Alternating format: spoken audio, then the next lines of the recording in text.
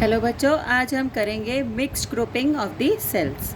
Mixed grouping का मतलब होता है सेल्स सीरीज़ में भी होंगे और सेल्स पैरेलल में भी होंगे, तो उसे हम मिक्स्ड ग्रुपिंग कहते हैं। हमने पहली रो देखी, हमने पहली रो ली है, इसके अंदर हमने n सेल्स लिए हैं। सबका EMF जो है वो कैपिटल E है और सबका इंटरनल रेजिस्टेंस स्मॉल r है। हमने सेल्स कितने लिए हैं? n सेल्स लिए हैं। सिमिलरली हमने दूसरी रो लगाई, सबका EMF कैपिटल E और सबका इंटरनल रेजिस्टेंस स्मॉल r। ऐसे ऐसे करके हमने m रोज़ लगा रखी हैं और हमने साथ में एक एक्सटर्नल रेजिस्टेंस भी लगा लिया कैपिटल R। एक्सटर्नल रेजिस्टेंस लगाना ज़रूरी होता है in order to draw current from the cell, तो हमने यहाँ पर एक्सटर्नल रेजिस्टेंस भी लगा लिया। अब हम पहली रो को देखते हैं। पहली रो में जो EMF है, देखो सारे के सारे सेल सीरीज़ में हैं और सीरीज़ में हम पढ़ के आए हैं कि EMF ऐड हो जाते हैं, तो हम सारे के सारे EMF को ऐड करेंगे तो हमारे पास जो टोटल EMF पहली वाली रो का आएगा वो NE आएगा। ये सबका EMF सेम है। सिमिलरली सेकंड वाली का भी NE आएगा। ऐसे ऐसे करके सबका जो है वो NEE आएगा। तो और सबका एक इंटरनल रेजिस्टेंस निकालते हैं हम। इंटरनल रेजिस्टेंस जो होता है वो NR होगा पहले वाली रो का, सेकंड वाली का भी NR होगा और थर्ड वाली का, इसलिए सबका जो है वो क्या होगा? NR ही होगा। इसी तरीके से M रोज़ का सबका NR NR NR होगा। अब अगर हम इसको इस तरह से ड्रॉ करें, इसका इक्विवेलेंट, जो पूरे सेल का एक सेल बना के यहाँ पर हमने इक्विवेलेंट बना दिया सेल, तो सबका NE होगा EMF और इंटरनल रेजिस्टेंस NR।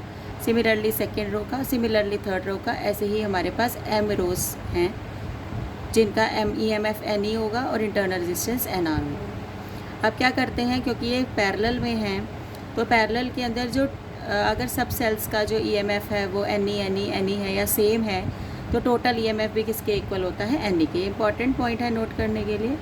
इसमें हमको कुछ नहीं करना है। अगर सारे सेल्स पैरेलल में लगे हैं और सबका EMF एक ही जैसा है तो टोटल EMF भी क्या रहेगा? NE ही रहेगा। और टोटल इंटरनल रेजिस्टेंस जो है वो हम इस तरीके से निकालेंगे। टोटल इंटरनल रेजिस्टेंस एक रो का कितना है? NR है, तो हमारे ऐसे M रोज़ लगाइए, 1/NR plus 1/NR plus 1/NR, ऐसे हमारी M रोज़ है, तो हमारा M/NR हो जाएगा। उसके बाद 1/RP, RP हो जाएगा NR/M। ये आपका पूरी मिक्स्ड ग्रुपिंग वाले का टोटल इंटरनल रेजिस्टेंस निकल आया। पहले हमने सेल्स को किस में लिया है? सीरीज़ में। सीरीज़ में सबका ऐड करके हमने इंटरनल रेजिस्टेंस निकाला।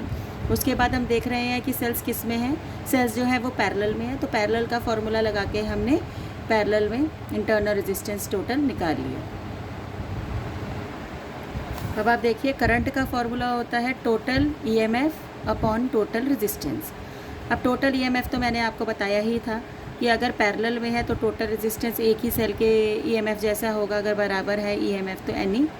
और इंटरनल रेजिस्टेंस हमने टोटल निकाला था NR/M, और हमने एक्सटर्नल रेजिस्टेंस भी लगाया तो प्लस R आ जाएगा। जो एक्सटर्नल रेजिस्टेंस लगा है वो भी सीरीज़ में लगा है तो प्लस में R कर देंगे। तो NE हमने LCM लिया M, NR प्लस MR हो जाएगा। अब ये M जो है वो ऊपर चला जाएगा तो टोटल करंट जो है वो बन जाएगा MNE upon NR plus MR। ये हमारा टोटल करंट आ गया। हमने कुछ नहीं किया, हमने V अपॉन R का फॉर्मूला लगाया है। यहाँ पर वोल्टेज जो है वो NE के इक्वल है और टोटल रेजिस्टेंस लिखा है। LCM लेके हमने M को ऊपर कर दिया है। अब हम मैक्सिमम करंट की कंडीशन निकालना चाह रहे हैं। मैक्सिमम करंट की कंडीशन क्या होती है? आप देख रहे हैं, अगर हमारा रेजिस्टेंस जो है वो सबसे कम होगा तो करंट जो है वो सबसे ज़्यादा होगा।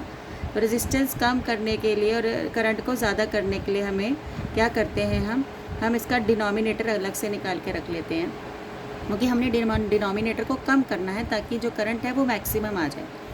तो हमारा डिनोमिनेटर है NR प्लस MR, तो हमने NR को लिख सकते हैं √NR का होल स्क्वायर, क्योंकि आप जब रूट के स्क्वायर को करेंगे तो वापस से आपको NR ही मिल जाएगा। सिमिलरली MR लिखा हमने √MR का होल स्क्वायर। इसमें हमने +2 √NR और प्लस √MR को प्लस भी कर दिया और माइनस भी कर दिया, क्योंकि it will hardly make any difference, क्योंकि ये कट के वापस हमारे को वही आंसर मिलेगा। हमने ये लिया पहली टर्म, दूसरी टर्म और आखिरी वाली टर्म। इसका हमने a minus b whole square का फॉर्मूला बना दिया है, a² + b² - 2ab, और ये हमने एज इट इज़ उतार दिया है। अब इसको तो हम ज़ीरो नहीं कर सकते, हमने इसको मिनिमम करना है। इसको तो हम ज़ीरो नहीं कर सकते। हम क्या करेंगे, इस टर्म को ज़ीरो कर देंगे ताकि हमारा जो रेजिस्टेंस है वो मिनिमम आ जाए और करंट जो है वो मैक्सिमम आ जाए, क्योंकि किसी चीज़ को हम ज़ीरो करेंगे तभी हमारा जो करंट है वो क्या रहेगा, मिनिमम रहेगा। तो हमने इस चीज़ को उठा के ज़ीरो कर दिया। तो जब हमने इस चीज़ को उठा के ज़ीरो कर दिया तो एन आर किसके इक्वल आ गया, एम आर के, और कैपिटल आर ये एम नीचे चला जाएगा तो एन आर बाई एम। तो ये हमारा है एक्सटर्नल रेजिस्टेंस। अभी हमने पीछे टोटल इंटरनल रेजिस्टेंस निकाला था एन आर बाई एम। जब total external resistance total internal resistance के बराबर हो जाएगा तब हमारा करंट क्या आ जाएगा, मैक्सिमम आ जाएगा। तो ये हमारी थी मैक्सिमम करंट की कंडीशन। जब इंटरनल रेजिस्टेंस किसके इक्वल आ जाता है, एक्सटर्नल रेजिस्टेंस के इक्वल आ जाता है, तो हमारा करंट जो है वो मैक्सिमम हो जाता है।